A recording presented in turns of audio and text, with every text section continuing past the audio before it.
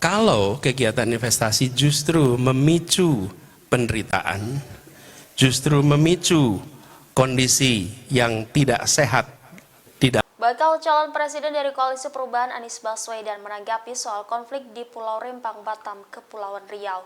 Ex-Gubernur DKI Jakarta periode 2017 hingga 2022 itu bahkan menyentil Presiden Joko Widodo soal investasi. Anies menegaskan bahwa investasi bukan hanya untuk memperkaya para investor.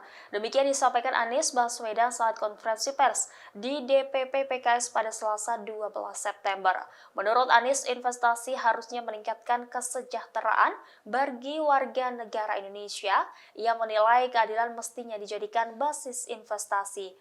Menurut Anies, apabila investasi justru membuat warga semakin menderita, pemerintah disebut patut melakukan koreksi atas kebijakan yang ada.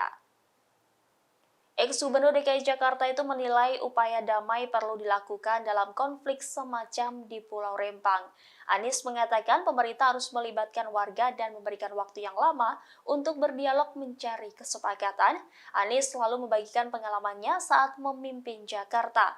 Dia mengatakan butuh tindakan agresif aparat, warga bisa merasakan luka sosial dalam jangka panjang.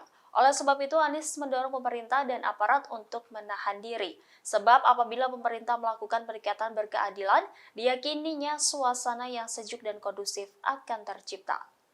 Begitu kita bicara tentang investasi, maka sesungguhnya investasi itu tujuan akhirnya bukan sekedar memperkaya investor, tapi meningkatkan kesejahteraan seluruh rakyat.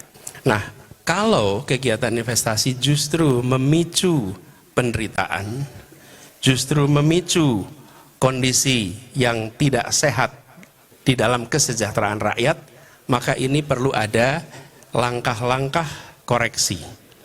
Kami merasakan pengalaman di Jakarta ketika ada tindakan-tindakan kekerasan yang menyangkut penggeseran, penggusuran, itu luka sosialnya lama.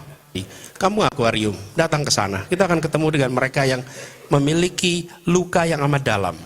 Nah, kami melihat pendekatan yang penting adalah pendekatan dialog, bicarakan baik-baik, apalagi ketika kita berbicara tentang proyek yang jangkanya amat panjang. Lebih baik dilakukan pembicaraan panjang, rumit, ribet, tapi melibatkan semua, dan sampai pada kesimpulan yang diterima, baru kemudian eksekusi. Dengan cara seperti itu, maka kita akan bisa merasakan pembangunan yang prosesnya dirasakan sebagai proses yang baik, yang benar.